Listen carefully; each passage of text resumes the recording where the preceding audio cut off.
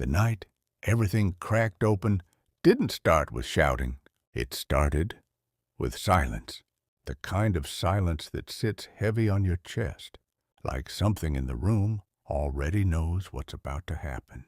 But nobody's ready to say it out loud. Before we get into this story about pride, pressure, and the quiet ways people break each other, don't forget to subscribe to Secret Tales, because stories like this, they don't come from imagination alone. They come from choices people make when they think nobody's really watching.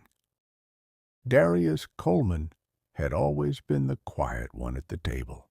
Not weak, not clueless, just measured. He grew up in Southside Chicago, in a 2-bedroom apartment that held more dreams than space. His mother worked double shifts as a nurse's aide, and his father was more of a story than a presence, a name that came up only when bills got tight or when Darius asked questions nobody wanted to answer. Still, Darius learned early how to carry himself without making noise. He wasn't the type to argue, wasn't the type to prove himself with words. He believed in patience, in building something steady, even if nobody noticed it yet. But patience doesn't always look like strength to the people around you. Sometimes it just looks like you're falling behind. By the time he married Vanessa, things had already started shifting. Vanessa Brooks was everything Darius wasn't. Outspoken, sharp, ambitious in a way that demanded results, not promises. She came from a family that measured worth in visible success. Cars, homes, titles. Her father, Leonard Brooks, was a real estate mogul in Atlanta. The kind of man who didn't just enter rooms, he owned them. From the beginning, Leonard didn't see Darius as an equal. He saw him as a project, or worse, a mistake. Man's gotta have direction, Leonard had said once, sitting across from Darius during their first dinner meeting years ago. You can't build a future on potential alone. Darius had nodded respectfully, not because he agreed, but because he understood something Leonard didn't. Not everything valuable shows up early. Years later, that same tension still lived quietly between them. Only now, it wasn't so quiet anymore. The dinner that night was supposed to be a celebration. Vanessa had just secured a major promotion at her firm, regional director, before 32. The whole family gathered at her parents' house, a large, modern place tucked behind tall iron gates, the kind of home that made you feel like you had to sit a little straighter just to belong there. The table was full, crystal glasses, polished silverware, food arranged like it belonged in a magazine. And right in the middle of it all, Darius, sitting still, listening. At first, everything felt normal. Laughter, light teasing, stories about Vanessa's new position. You always had it in you, her mother said proudly. I told you, Leonard added, raising his glass. Discipline beats talent every time. Vanessa smiled. She liked moments like this, moments where everything aligned with the image she had built for herself. But then, as the conversation shifted, something else crept in, something sharper. So, Darius, Leonard said casually, cutting into his steak, what's next for you? The table quieted just slightly, not enough for it to feel obvious, but enough for Darius to notice. I'm working on a few things, Darius replied calmly. Leonard chuckled under his breath. Still working on it, huh? Vanessa didn't say anything, but she didn't step in either. That was the first shift. Small, but real. It's been years now, Leonard continued. At some point, a man's got to show something concrete. Darius kept his expression steady. I understand that. Do you? Leonard leaned back. Because from where I'm sitting, Vanessa's the one carrying the weight. That landed harder, not because it was loud, but because it was said like a fact. Vanessa finally spoke, not to defend him, but to add to it. Dad's not wrong, she said, her tone calm but firm. I've been patient, Darius, but patience has limits. The room shifted again. Now it wasn't just pressure. It was exposure. Darius looked at her, really looked at her, and for the first time that night, something in his chest tightened. Not anger, not yet. Something closer to realization. You think I'm not trying? He asked quietly. Vanessa exhaled. I think you're comfortable, she said. And comfort doesn't build anything. There it was, not shouted, not dramatic, but sharp enough to cut deep. I'm not comfortable, Darius replied. Then what are you? She shot back. Because from where I'm standing, it feels like I married someone who's okay being average. The word hung in the air. Average. Leonard shook his head slightly, almost disappointed. That's not what a woman like you needs, he added. And just like that, it wasn't just a conversation anymore. It was a judgment. Darius sat back in his chair, still calm, but something had shifted behind his eyes. You think I'm useless? He asked. Vanessa didn't hesitate. I think you've done nothing to prove otherwise. Silence.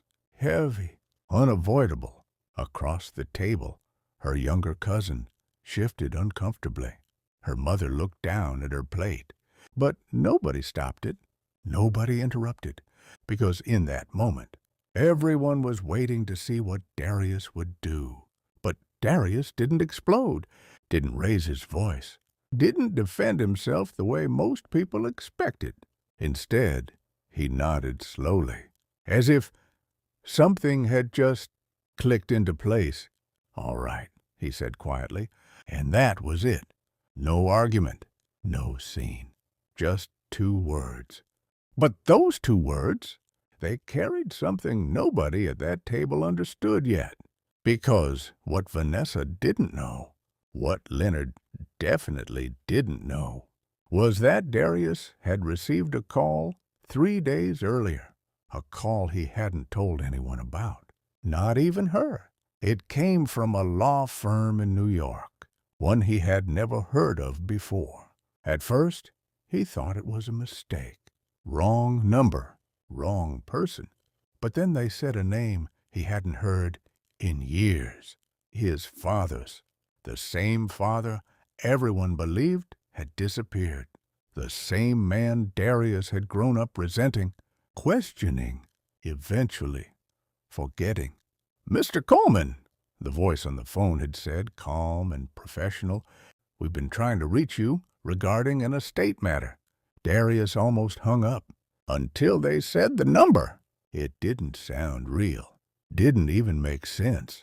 So he flew out, quietly. No announcement, no explanation.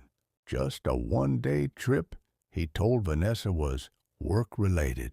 And what he found there changed everything. But not in the way people would expect, because it wasn't just about money. It was about truth, about secrets, about a life his father had built, far away from the version Darius had known. A life that now, for reasons Darius still didn't fully understand, belonged to him. And yet, he hadn't touched it, hadn't claimed it, hadn't even told anyone, because something about it didn't sit right. Something felt incomplete. And now, sitting at that dinner table, being called useless in a room full of people who measured worth in visible success, Darius realized something else. They didn't actually know him. Not really. Vanessa didn't. Her father definitely didn't. And maybe that was part of the problem. Because when people don't know your story, they start writing their own version of it. The dinner ended awkwardly. Conversations forced. Energy off. Vanessa barely spoke to him on the drive home. And when they got inside, she didn't wait. "You embarrassed me tonight," she said, dropping her bag on the counter. Darius looked at her. "Embarrassed you?" "Yes," she snapped. Sitting there like that, saying nothing, acting like it doesn't matter. He paused, then asked something simple. "What would you have preferred?" She turned to face him. "Something," she said. "Anything. Show some drive, some ambition. Because right now, it feels like I'm building a future alone." That word again. Alone. Darius nodded slowly. Not in agreement, but in understanding. "Okay," he said. Vanessa frowned slightly. "Okay, what?" He held her gaze, and for the first time that night, there was something different in it, something she couldn't quite read. "You're right about one thing," he said. She crossed her arms. "And what's that?" Darius took a breath, then said quietly, "We're not building the same future." That made her pause, just for a second. "What is that supposed to mean?" she asked. Darius didn't answer right away.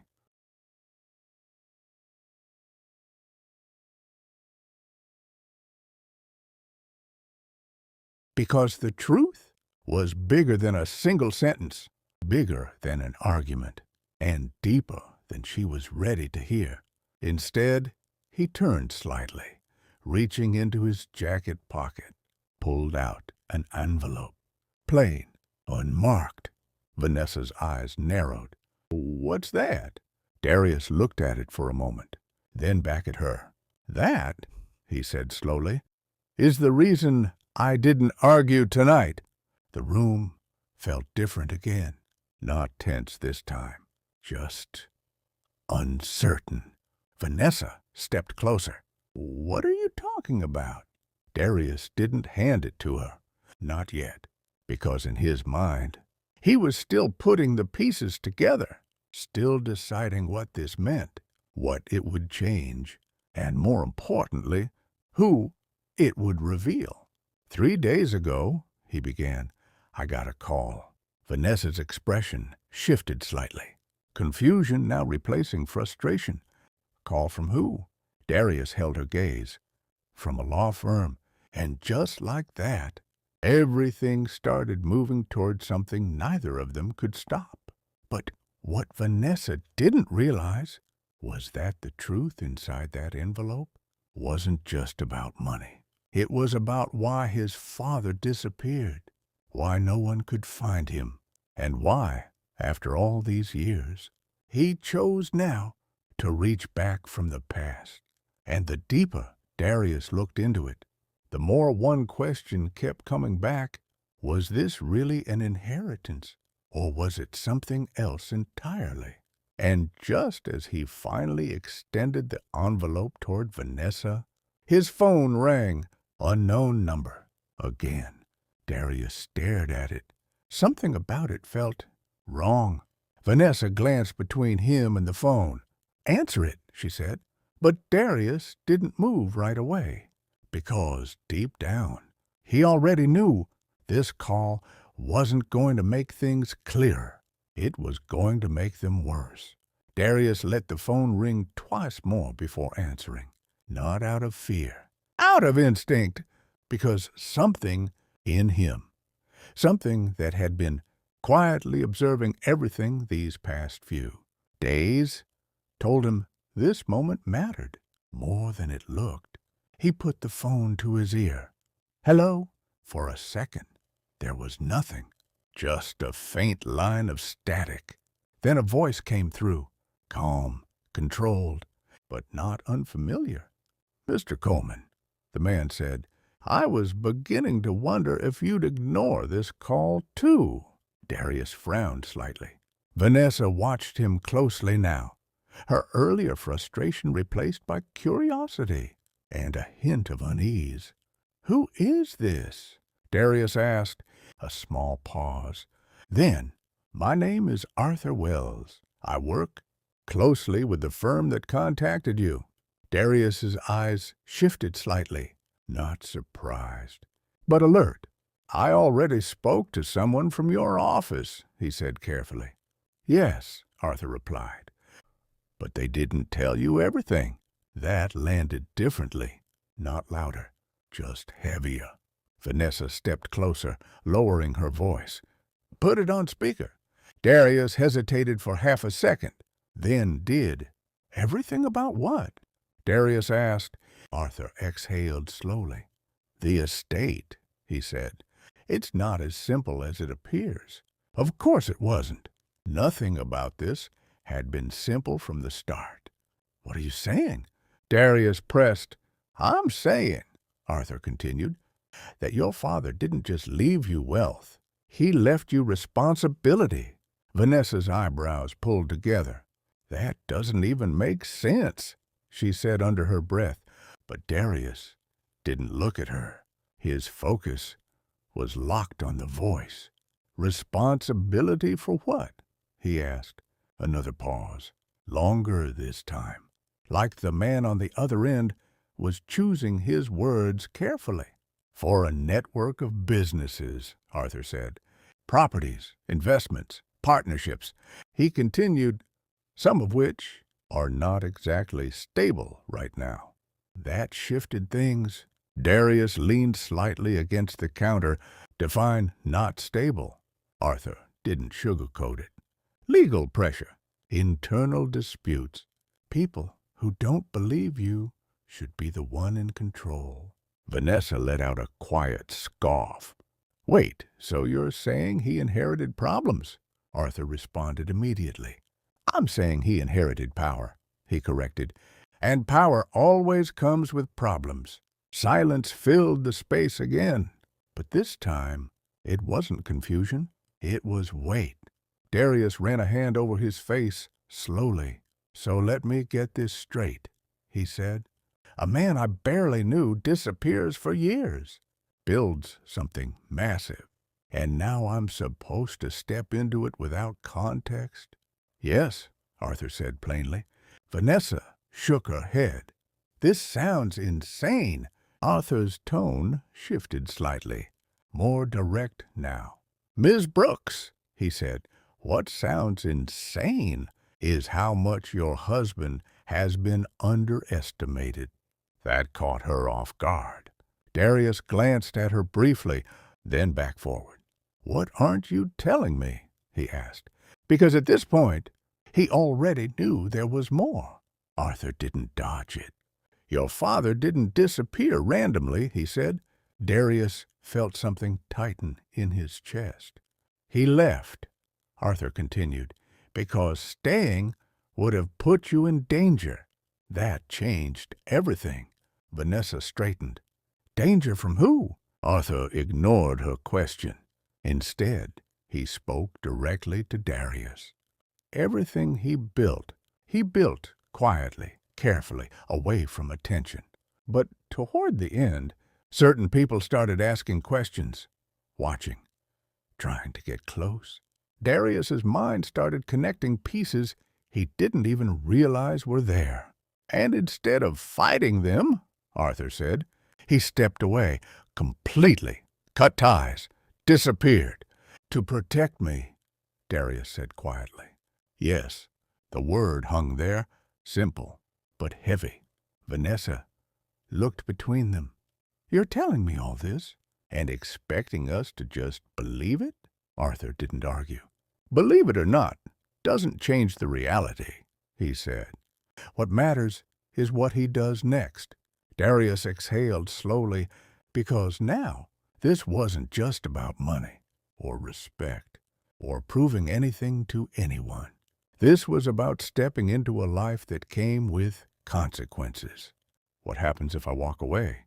Darius asked. Arthur didn't hesitate. "Then someone else steps in," he said. "And I can assure you, They won't have your father's intentions. That wasn't a threat. It was a fact. And what exactly were his intentions? Darius asked. Arthur's voice softened slightly. To build something that would last, he said, and to pass it to someone who wouldn't abuse it. Darius closed his eyes briefly, because for the first time in years, his father didn't feel like a mystery. He felt like a man who made a choice, a complicated one, but a deliberate one. I need time, Darius said. You don't have much, Arthur replied. Of course he didn't. The call ended shortly after. No dramatic goodbye, no final warning, just silence again. But this time, it was different. Vanessa spoke first. So what now? She asked. Darius looked at the envelope in his hand, then at her. You still think I'm useless? He asked calmly. She didn't answer immediately, because something had shifted, not just in the situation, but in him. Think. She started slowly. Yeah, quoi? I don't understand what's happening. That makes two of us, Darius replied, and for a moment they stood there, not as opponents, not as partners either, just two people realizing the ground beneath them wasn't as solid as they thought. The next few days moved fast, faster than either of them expected. Darius flew back to New York. This time, Vanessa came with him, not out of support, but because she needed to see it for herself. What they walked into wasn't just wealth. It was structure. Offices that ran without noise. People who spoke carefully. Documents that carried weight even before you read them. Intention. Subtle, but present. Some welcomed Darius. Others didn't even try to hide their doubt. He's not ready, one executive whispered, not realizing Darius was close enough to hear. But Darius didn't react, because for the first time, he understood something important. Respect doesn't come from what people think you have. It comes from what you're willing to handle. And this was heavy. Vanessa watched everything. The way people moved around him, the way decisions paused until he spoke, the way silence followed when he entered a room. It didn't look like uselessness. It looked like power waiting to be claimed. But power doesn't automatically change people. And that became clear 3 days later, when Darius made his first real decision. I'm not taking full control, he said during the meeting. The room shifted immediately. Arthur looked at him carefully. Explain. Darius leaned forward slightly. I don't step into something like this blindly, he said. Not because I'm afraid, but because I respect what it is. That got their attention. I'll learn it, he continued, piece by piece. Understand it. Fix what needs fixing. And if something doesn't align with what my father intended, he paused. I change it. Silence. Then, slowly, Arthur nodded. Fair enough. That was the moment. Not loud, not dramatic, but real. Because Darius didn't try to prove himself. He positioned himself. And that's harder to challenge. Back at the hotel that night, Vanessa sat quietly by the window, looking out at the city. I was wrong, she said finally. Darius didn't respond right away, not because he didn't hear her, but because he was deciding what that meant. About you, she added. About everything. He walked over, slowly. It wasn't just you, he said. She looked at him. What does that mean? Darius leaned against the wall slightly.